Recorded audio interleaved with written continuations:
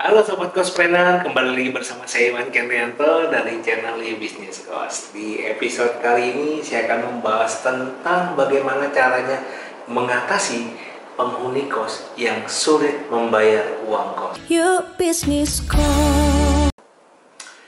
Di episode kali ini saya akan membahas tentang bagaimana antisipasi dan cara-cara agar penghuni kos Anda bayarnya lancar. Karena bisa dikatakan pasti di dalam bisnis properti kos ada momentum di mana kita mendapatkan penghuni kos yang mengalami kesulitan pembayaran sewa atau nunggak uang sewa. Ya, ini tidak bisa dipungkiri dan pasti akan terjadi kepada semua sobat cospreneur. Nah, ada beberapa cara antisipasi yang bisa sobat lakukan agar hal ini tidak terjadi. Dan apabila amit-amit sampai nunggak ataupun terjadi, Anda sudah punya cara untuk mengatasinya. Oke, biasanya saya akan melakukan ada sekitar 4 cara yang saya gunakan untuk mencegah penghuni kos ini biar bayarnya lancar dan gak nunggak.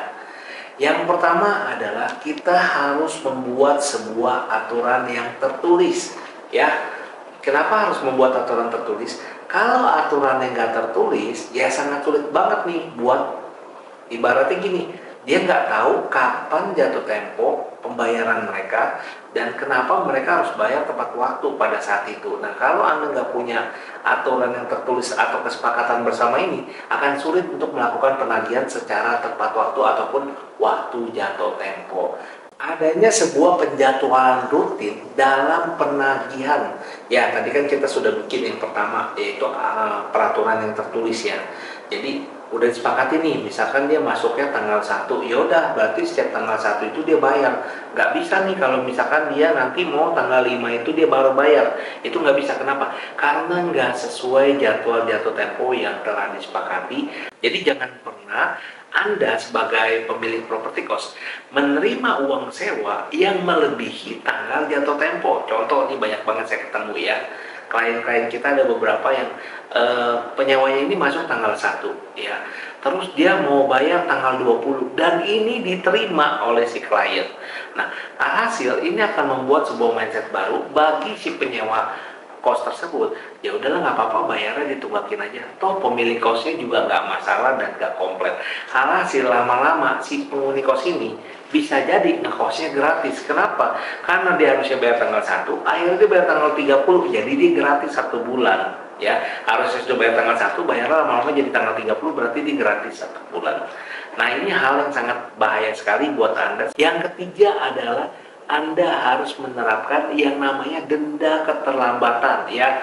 Ini pun sama, harus dicantumkan di syarat dan ketentuan yang ditulis tadi di awal ya. Kesepakatan bersamanya harus dicantumin tuh. Supaya apa? Kalau nanti dia bayar telat, dia ngerasain ada uang lebih yang harus dia keluarkan akibat keterlambatan tersebut. Nah, ini penting banget nih. Kadang-kadang banyak pemilik properti kos merasa, ya udahlah nggak apa-apa lah, cincai katanya ya kan.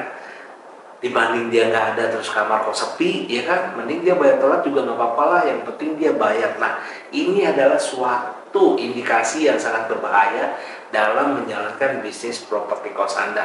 Ya, jangan lupa Anda juga bisa baca buku dari saya mengenai buku penghasilan aman, pensiun nyaman ya, yang ada di sini. Anda bisa beli juga melalui WhatsApp di 0878 8214 4118 supaya Anda bisa mendapatkan pengalaman juga cara mengelola properti kos yang benar dan tepat. Berikutnya adalah yang terakhir, step keempat. Ini step yang paling krusial dan paling fatal. Sebisa mungkin Anda jangan sampai melakukan ini, yaitu step untuk penggusuran ya. Nah, biasanya nih kalau udah uang sewanya nggak dibayar, kita udah kenain denda terus dia masih bertahan, terus dia masih ngulur waktu dan nggak mau bayar, saran saya lakukan step yang keempat, yaitu melakukan penggusuran. Maksudnya adalah kita mengeluarkan si pemilik kos tersebut dari kamarnya. Ya, tentunya ini balik lagi nih ke step yang pertama. Apakah Anda sudah mencantumkan syarat dan ketentuan mengenai hal-hal tersebut? Jika sudah, maka Anda bisa melakukan penggusuran ataupun mengeluarkan anak kos tersebut. Ya, ngapain juga kan? Kita kan bukan panti sosial, sobat cospreneur. Ingat ya, kita di sini menjalankan sebuah bisnis, bukan sedang bersosial ya. Bedakan. Nah, tapi kalau Anda memang tidak bermasalah dan Anda nggak dibayar sewa juga nggak apa-apa, merasa karena ya udah nggak apa-apa lah dibanding kamar kos saya sepi, ya udahlah kasih tempat tinggal gratis. It's okay, itu kembali lagi kepada Anda sobat kos planner. Tapi di sini yang saya ingin bagikan adalah tips keempat ini Anda gunakan jika memang sudah menemukan titik mentok ataupun tidak ada negosiasi antar kedua belah pihak. Ya, saya rasa itu aja tips dari saya untuk cara mengantisipasi dan menyelesaikan permasalahan anak kos yang sulit melakukan pembayaran sewa. Saya Iwan Kendrato dari You Business Cost. Sampai jumpa di episode berikutnya. See you. Invest your money, not your time. Your business cost. Your business cost. Invest your money, not your time.